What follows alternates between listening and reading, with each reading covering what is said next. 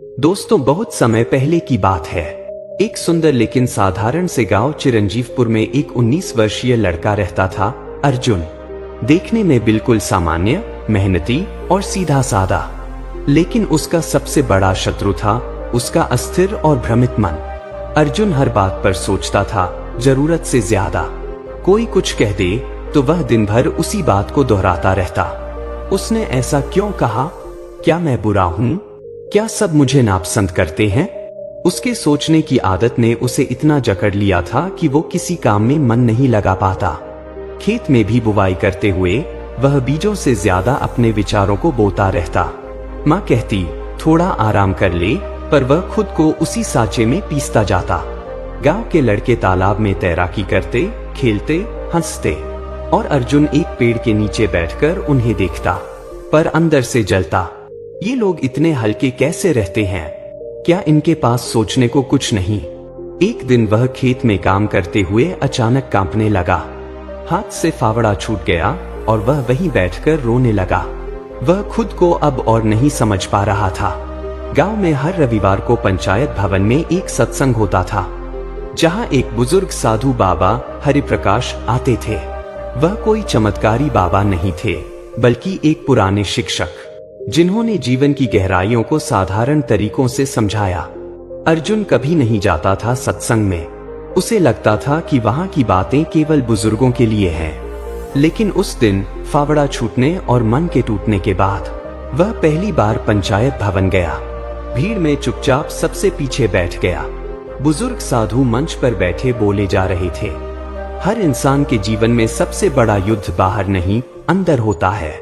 ये मन ही है जो तुम्हें या तो राजा बना सकता है या गुलाम।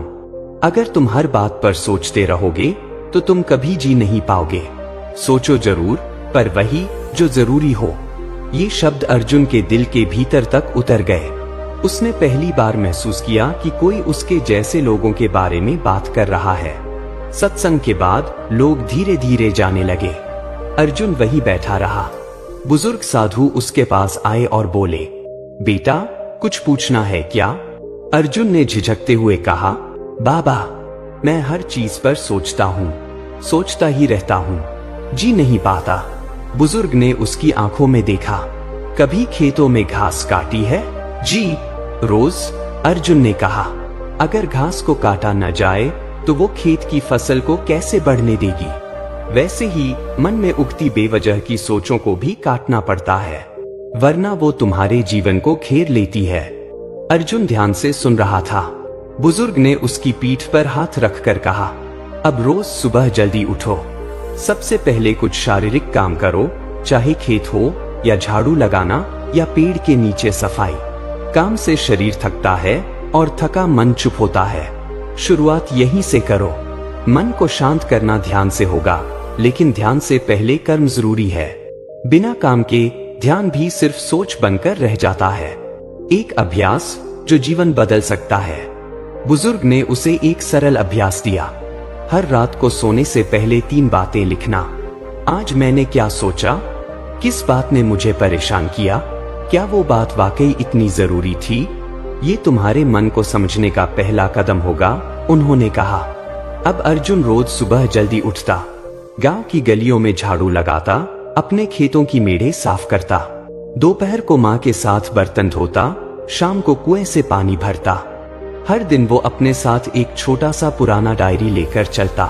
रात को बिस्तर पर लेटकर 3 बातें लिखता। मैंने क्या सोचा?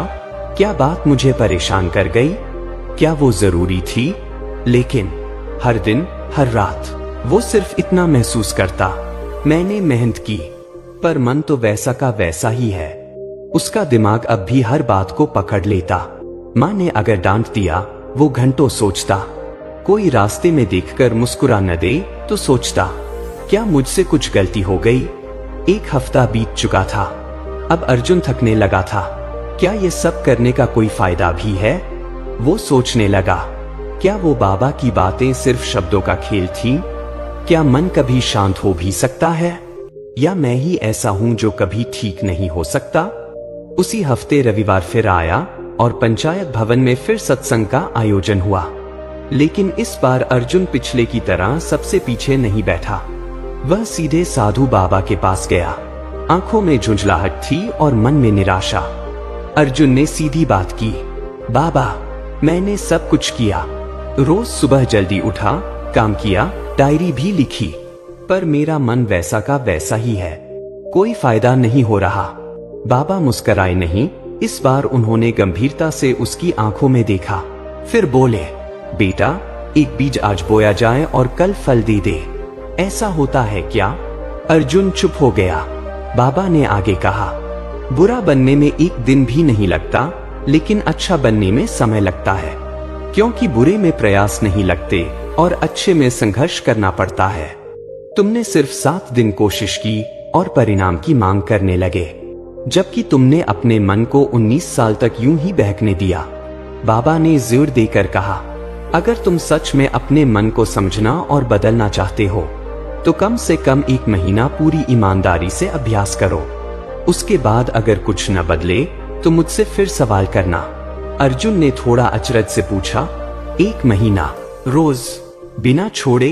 बाबा ने कहा, तुम्हारा मन तुम्हारा सबसे बड़ा साथी भी बन सकता है और सबसे खतरनाक दुश्मन भी। फर्क इस बात में है कि तुम उसे समझते हो या बस झेलते हो। अभी तुम बस झेल रहे हो, समझना शुरू नहीं किया। बाबा ने अपनी छड़ी से जमीन पर एक गोल घेरा बनाया। ये देखो बेटा, ये है तुम्हारा मन का दायरा। अभी इसमें भरे हैं डर, असुरक्षा, चिंता, दूसरों की बातें, असंतोष। अगर तुम रोज उस घेरे में सकारात्मक कर्म और सच के विचार डालो, तो धीरे धीरे ये पुरानी चीजें निकलती जाएंगी। लेकिन वो बाहर तभी जाएंगी जब नए विचार और कर्म लगातार अंदर जाएं, और वो होगा धैर्य से। अर्जुन की आंखें भर आईं। वो सोचता रहा, मैंने आज तक किसी चीज को लगातार 1 महीना तक किया ही नहीं था। हर बार उम्मीद लगाई पर मेहनत नहीं की। अब वो वापस घर गया, पर इस बार मन में परिणाम की जल्दी नहीं, बल्कि रास्ते पर चलने की सच्ची चाहत थी। अर्जुन ने उसी रात अपनी डायरी में लिखा, मन कोई मशीन नहीं जो बटन दबाते ही बदल जाए। ये तो एक जंगल है जिसमें रास्ता खुद काटना पड़ता है और हर दिन एक पेड़ हटाना होता है। उसने उस दिन से एक संकल्प लिया, पूरे 1 महीने तक वह बिना कोई दिन छोड़े सुबह काम करेगा, रात को लिखेगा और दिन में अपने विचारों को पकड़ कर देखेगा, क्या ये सोचने लायक है? और इसी सवाल के साथ अर्जुन ने हर दिन का सामना किया।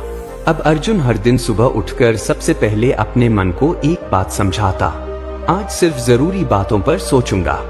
वो खेतों में काम करता, माँ की मदद करता और गांव के बच्चों को पढ़ाने भी लगा।